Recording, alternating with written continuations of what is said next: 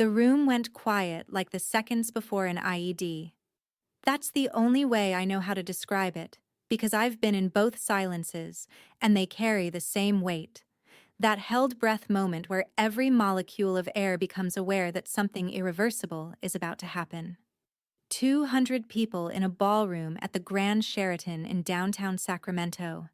Champagne flutes half raised, smiles frozen mid-toast, and a retired Army colonel standing at the bar where I was pouring drinks, holding a Bronze Star medal I threw into a dumpster behind a VA hospital 4 years ago. But I need to go back. I need to tell you how I ended up behind that bar, wearing a black catering apron at my own sister's wedding, before I tell you what happened when the world found out why I shouldn't have been. I grew up as the difficult one. That was the word my family used. Difficult. Not troubled. Not struggling. Not even rebellious.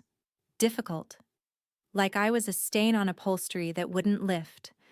My sister Danielle was the easy one. Danielle with her honey blonde highlights and her flawless skin and her Instagram following that started at 16. Danielle who could walk into a room and make every person in it feel like they were the only one who mattered. My parents orbited her like she was the sun, and I was some asteroid that had wandered into the wrong solar system. When I was 19, I enlisted in the United States Army. I did it because I wanted to matter somewhere, to someone, for something real. I told my parents at dinner, and my father set down his fork, looked at my mother, and said, "We'll figure out what to tell people." Not congratulations. Not I'm proud of you. Not even are you sure. Just the immediate calculation of how to manage the narrative. My mother told relatives I was traveling abroad for work experience. Work experience. Like I was interning at a boutique in Paris instead of completing combat medic training at Fort Sam Houston. When I deployed to Afghanistan, my family's Christmas card that year featured Danielle in a red dress and the caption, "Our girl lights up every room." Our girl. Singular. I served 2 tours. I treated blast injuries, amputations, burns that I can still smell when I close my eyes in a quiet room. I earned a Purple Heart after shrapnel caught my left arm and the side of my neck during a convoy ambush outside Kandahar. The scar runs from just below my ear to my collarbone. When I came home with my commendation, my father picked me up from the airport in his Lexus, and the first thing he said after hugging me, and it was a quick hug, perfunctory, the kind you give a coworker at a retirement party, was, "Let's not make this a whole thing." He then spent the entire drive home telling me about Danielle's engagement to a man named Marcus Webb, how his family was prominent, how the father was some kind of decorated military officer himself, how this was going to be a beautiful event. My commendation was never mentioned again. My Purple Heart ended up in a shoebox in the garage, under old Christmas decorations. I found it there 8 months later when I was looking for extension cords. It was sitting on top of a tangle of broken lights, the case dusty, the ribbon creased. I held it in my hands in that cold garage and I thought, this is what they think my blood is worth. Storage, out of sight where it can't make anyone uncomfortable. Meanwhile, Danielle's skincare line launched. The one that cost $114,000 in startup costs and folded in 11 months. What most people don't know is that $31,000 of those dollars came from my deployment pay. I sent it home because my mother called me on a satellite phone. And do you know how hard it is to get a call on a satellite phone in a combat zone? Crying, saying Danielle was going to lose everything, saying the family needed to pull together. I wired the money. My parents told people it was a business loan from friends, not from their daughter, not from the combat medic sleeping on a cot in Kandahar. From friends. Because acknowledging the money came from me would mean acknowledging where I was, and where I was made people uncomfortable. If you're listening to this and you know exactly what it feels like to be erased by the people who were supposed to see you first, if your sacrifice was someone else's inconvenience, if your scars were someone else's discomfort, I need you to stay with me, because what happened next is the reason I'm telling this story. Danielle's wedding website went up 14 months before the ceremony. A mutual friend sent me the link, not realizing I hadn't seen it. I opened it on my phone during a break at UC Davis Medical Center, where I work as a trauma nurse. The bio section read, Danielle grew up as an only child in a close-knit Sacramento family. An only child. I read it 3 times. I read it standing in the break room with coffee going cold in my hand and the sounds of the ER behind me, and each time the words rearranged themselves into the same sentence. An only child. I didn't exist. Not partially, not in the background, not as a footnote. I simply was not. I set my phone down and I went back to work because that is what I have always done. I went back to work. The wedding planning consumed the next year. I was not a bridesmaid. I was not consulted on colors or venues or menus. What I was, according to my mother's phone call 6 weeks before the wedding, was available. The caterer is short-staffed, she said, her voice carrying that particular brightness she uses when she's about to ask you to diminish yourself. And you're so good with crowds. You handled all those soldiers. This would be easy for you. She wanted me to work the bar at my sister's wedding. She framed it as a favor, as something natural, as though the logical place for a combat-decorated trauma nurse at her sister's wedding was behind a bar in a catering uniform. I said yes. And I know what you might be thinking. Why did you say yes? Why didn't you refuse? Why didn't you scream? Because when you've been erased for long enough, you start to believe you belong in the margins. You start to think the pencil line around the family portrait that doesn't include you was drawn correctly. I said yes because some part of me still wanted to be in that room, even if I had to be invisible to be there. The rehearsal dinner was on a Friday night. Danielle hugged me when I arrived, wrapped her arms around me, and said, I'm so glad you're here for me. She fixed the collar of my shirt with such tenderness. That tenderness was the sharpest knife, because she wasn't glad I was there for me. She was glad I was there for her. In service, in the background, in the role she'd assigned. After the hug, she introduced me to the groom's family as a friend of the family who's helping with logistics. Not her sister, a friend of the family. I shook hands and smiled and felt my scar pulse against my collar. That night, I saw the email. The one that changed everything I thought I knew about my family. Danielle had an email thread with our mother about wedding logistics, and she accidentally forwarded it to the family group chat instead of just to Mom. I opened it at 11 at night, sitting on my bed in my apartment, and I read, Just tell his family I'm an only child. Explaining Meredith's whole military phase would take forever, and honestly, she makes everyone uncomfortable with her trauma stuff. It's my day. My military phase, my trauma stuff. These were the words my sister used to describe 8 years of service, a Purple Heart, a Bronze Star, and the nightmares that still wake me at 3 in the morning with the smell of burning metal in my nose. A phase. Stuff. I sat there in the dark, and something changed in me. Something that had been flexible for 17 years became rigid. Something that had been absorbing blows decided to stop. I didn't confront her. I didn't call my mother. I didn't do anything that night except sit very still and feel the shift happening inside my body like tectonic plates, finding a new position. And then I did something I hadn't done in years. I pulled out the one box I'd kept from my service. Not the Purple Heart. That was still in the garage under Christmas lights, but a small file of papers. My commendation letter. Photographs. A copy of the after-action report from the convoy ambush in Kandahar. I read through them for the first time in years, and I let myself remember what I did. What I did was this. On March 14th, 4 years ago, a convoy was hit by an IED and the lead vehicle caught fire. I pulled 3 soldiers from that vehicle. I treated their burns on the ground while the firefight continued. One of them, a young lieutenant named David Webb, had third-degree burns on 40% of his body. I carried him. I held pressure on his wounds. I talked to him the entire time because if I stopped talking, he would close his eyes, and I could not let him close his eyes. 2 weeks later, I received the Bronze Star for Valor. My parents didn't come to the ceremony. They were at Danielle's product launch for her second attempt at the skincare line. After the ceremony, I held the medal in my hand and I felt nothing. Not pride, not accomplishment, just the vast indifference of people who should have cared. I threw it away.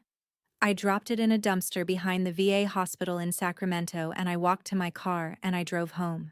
What I did not know, what I could not have known, was that the father of the soldier I saved had kept a photograph from that commendation ceremony. Colonel Harrison Webb had been searching for the medic who saved my boy at every military event, every veterans gathering, every reunion for 4 years. And his son David was the groom's brother. The groom, Marcus, the man my sister was marrying. The connection I hadn't made because my family had so thoroughly separated me from their social world that I didn't know the full guest list, didn't know Marcus's family history, didn't know that the man whose son I carried out of fire was going to be standing 20 feet from the bar where I poured champagne. The morning of the wedding, my father met me at the service entrance of the Grand Sheraton. He was wearing a charcoal suit that cost more than my monthly rent. He handed me a black apron. "This way, everyone's comfortable," he said, "and there's no awkward questions about where you've been." I took the apron. I tied it around my waist. I looked at my reflection in the polished brass of the elevator door, and I saw a 36-year-old woman with a scar on her neck and a black apron over a white button-down. And I thought, this is what they made of me. But then I thought something else. I thought, this is the last time. I hadn't planned anything. I want to be clear about that. I had no speech prepared, no dramatic reveal organized. What I had was the email thread screenshot on my phone and the slow burn of a decision that had been building since I read my sister's words in the dark. And I had something else I didn't know about yet. The universe, it turns out, had its own plans for Danielle's perfect day. The ceremony was beautiful. I watched it from the back of the ballroom, near the bar station, adjusting glassware while my sister walked down the aisle in a dress that cost $12,000. My mother cried in the front row. My father beamed. The officiant spoke about love and commitment and family, and I polished champagne flutes and felt my scar burn against my collar like it was trying to remind me that I was real. During cocktail hour, I served hors d'oeuvres. Bruschetta, shrimp skewers, little cups of butternut squash soup. I moved through the crowd like a ghost, which is what I was to this family, present but unseen, useful but unacknowledged. And then something happened that I wouldn't understand until later. The groom's brother, David Webb, the soldier I'd pulled from the fire, the man whose burns I'd treated on the ground in Kandahar, was standing near the terrace with a drink in his hand, and he was staring at me. Not at my face. At my hands. At the scar that runs down my left forearm from wrist to elbow where the vehicle's metal tore through my sleeve. He watched me carry a tray past him, and his whole body went still. I didn't recognize him. Burns change a person. 4 years change a person. But he recognized my scar, because he'd watched those hands work on him while he was on fire, and you don't forget the hands that saved your life. He spent the rest of cocktail hour watching me. I caught him looking 3 times, and each time I looked away because I was staff, and staff doesn't make prolonged eye contact with guests. I didn't know he was making his way toward his father. I didn't know the conversation that was happening at table 1 while I was uncorking wine bottles at the bar. If this story is holding your breath right now, I need you to subscribe, because what happened during the toasts is something I still can't tell without my hands shaking. Dinner was served. 200 guests at round tables with white linens and centerpieces of peonies and eucalyptus. The ballroom smelled like garlic butter and expensive perfume, and the sharp sweetness of the flowers. I was behind the bar, pouring champagne for the toast. Danielle was radiant at the head table. My parents flanked her like sentries. Marcus sat beside her looking slightly dazed the way grooms do, but I noticed he kept turning to whisper to his father, Colonel Webb, who was seated at his right. The colonel's expression was strange, focused, almost hunting. The toasts began. The maid of honor spoke about Danielle's generosity and light. The best man spoke about Marcus's loyalty and heart. Then Colonel Webb stood. He was a tall man, silver-haired with the posture of someone who had commanded rooms far more dangerous than this one. He held his glass and began speaking about family, about sacrifice, about what it means to show up for the people you love. He spoke about his son David's injuries, about the months of recovery, about the medic who had saved his boy's life. A young woman, he said. A combat medic who had received the Bronze Star for pulling 3 soldiers from a burning vehicle. "I've been looking for that medic for 4 years, he said, and his voice carried through the microphone system that had been set up for the toasts. "I hired private investigators. I went to every veterans event in Northern California. I never found her. I was pouring champagne. My hands had stopped moving.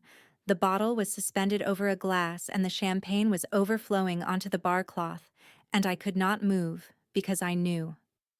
I knew before he turned around. I knew before he reached into his jacket pocket. I knew before he walked past the head table, past Danielle and Marcus and my parents, past the wedding cake and the flower arrangements and the string quartet, and placed a Bronze Star medal on the bar in front of me. "I've been looking for you for 4 years, Colonel Webb said, and the microphone caught every word because he was still wearing his lapel mic from the toast. Staff Sergeant Meredith Okonkwo. The room didn't gasp. That's not what 200 people do. 200 people go silent. The string quartet stopped mid-note. Forks froze over plates. Every face in that ballroom turned toward the bar where a woman in a black catering apron was staring at a Bronze Star medal sitting on a wet bar cloth next to a bottle of Veuve Clicquot. Danielle's hand flew to her throat. I watched it happen. She had told people her connection to military service was through a distant cousin who died overseas, a lie so casual it must have come easily to her. Now, a colonel was standing at her wedding bar telling 200 guests that the bartender was a decorated combat veteran. I could see her calculating, her eyes moving fast, the way they always did when a narrative was slipping out of her control. "That's her, Dad." David Webb's voice from table 1. He was standing, and I could see his face clearly now.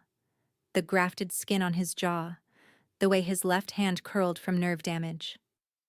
"That's the medic." Colonel Webb turned back to the room. He held up a photograph. The commendation ceremony.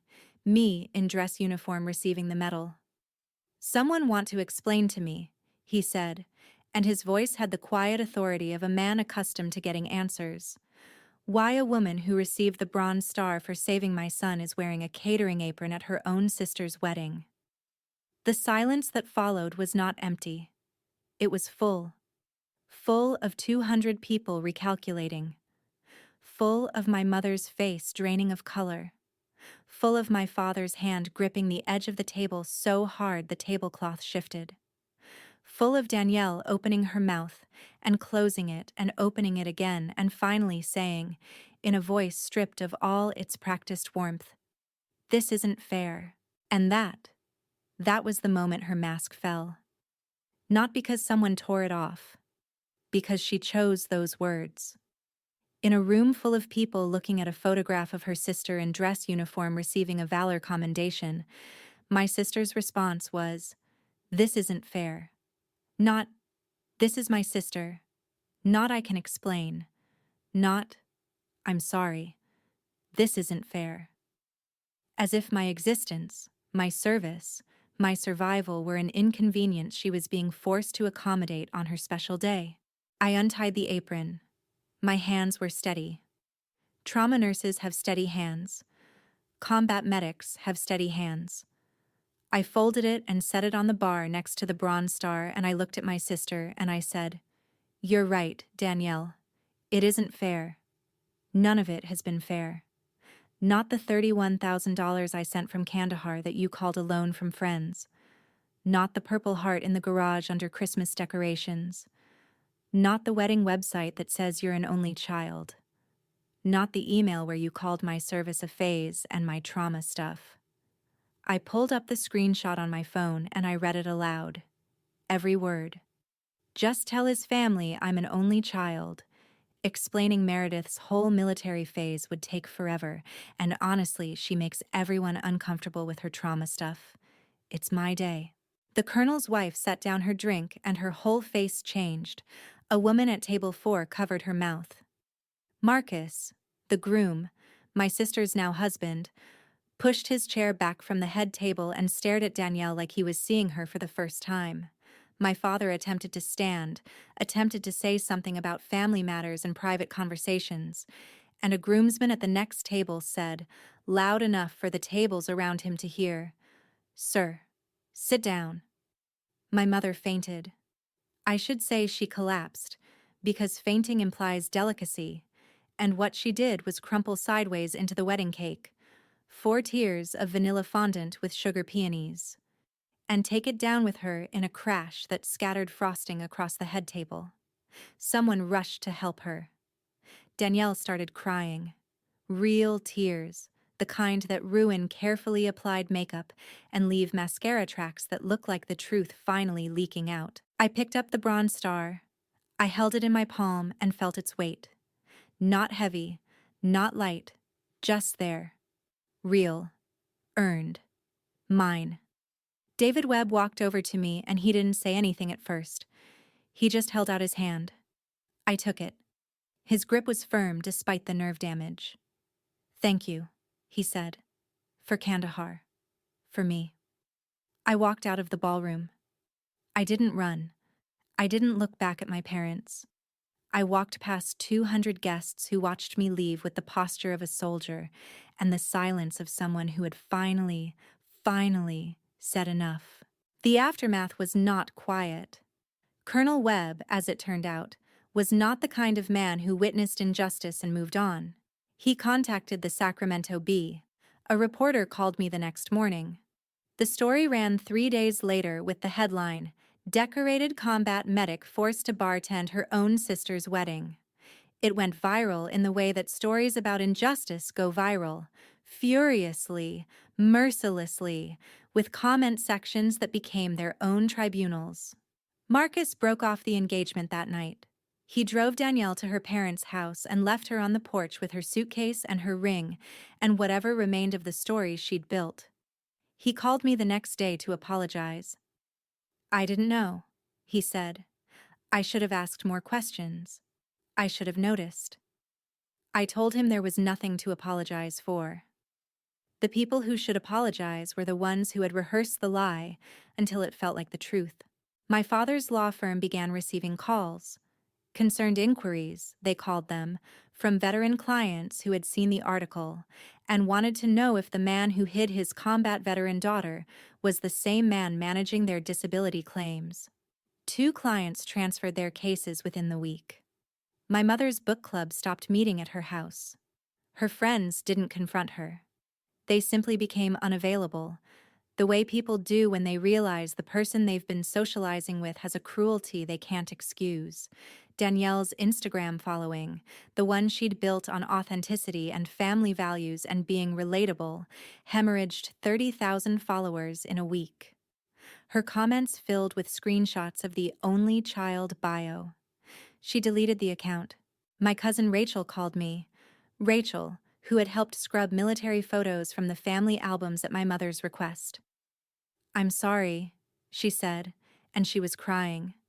"She told me you wanted it that way. She said you didn't want people to know." I believed her because it was easier to believe her. I forgave Rachel because she told the truth about being a coward, and that kind of honesty costs something. In the weeks that followed, the apron became something I hadn't expected. Guests at the wedding had photographed it sitting on the bar next to the Bronze Star, the black fabric beside the military commendation, two objects that should never have been in the same frame. The image circulated online. Colonel Webb, in a gesture that still makes my throat tight, had the apron framed in his office beside a plaque that reads, "For the medic who served twice. Once for her country, once for a family that didn't deserve her." If you've ever been told that your service, your sacrifice, your scars were too much for your family's comfort, if you've been hidden because you survived something they couldn't understand, I need you to hear this. The people who erased you made their choice. That choice was about their comfort, not your worth. You are allowed to let others see you clearly. You are allowed to stand in a room and take up space and refuse the apron they hand you. Your story is not a phase. Your wounds are not stuff. You are not a narrative problem to be managed. 6 months after the wedding, I received an envelope in the mail, heavy cream paper, the kind that feels like it matters. Inside was an invitation to Colonel Webb's Veterans Day dinner, formal, printed, and at the bottom, in handwritten ink, "Reserved seat at the head table. You've hidden long enough." I held that invitation in my kitchen, alone, in the quiet of a Saturday morning. The light came through the window and fell across the paper and across my scar, and across my hands that have carried soldiers and champagne bottles, and the weight of a family's shame, and I felt something I hadn't felt in a room in years. I felt welcome, not tolerated, not managed, not hidden in the margins so the portrait looks clean. Welcome. I RSVP'd yes. I didn't tell anyone. I just wrote the date on my calendar and I bought a dress. Not black, not white, not the color of service or surrender. Green. Army green. Because I earned that color and I will never let anyone make me ashamed of it again. Studies show that over 60% of veterans report feeling misunderstood or unsupported by their families upon returning from service. And 1 in 3 veterans with combat experience describe deliberate minimization of their service by close family members. Being asked not to talk about it, not to display medals, not to bring the war home. This isn't just insensitivity. It is a specific form of erasure that tells someone who risked their life that the most important thing they ever did makes the people who love them uncomfortable. If you recognize this pattern, know that the discomfort belongs to them. The service belongs to you. No one gets to fold your story into a shoebox and slide it under Christmas lights. Tell me where you're listening from right now. Drop your city in the comments. And tell me this. If you were standing in that ballroom, 200 people watching, the colonel holding up that photograph, what would you have done? Would you have untied the apron? Subscribe if you would have. Share this with someone who needs to hear that their scars are not someone else's inconvenience. And if you've been the one behind the bar at your own family's celebration, invisible in plain sight, your story matters. Leave it in the comments. I'll read every one.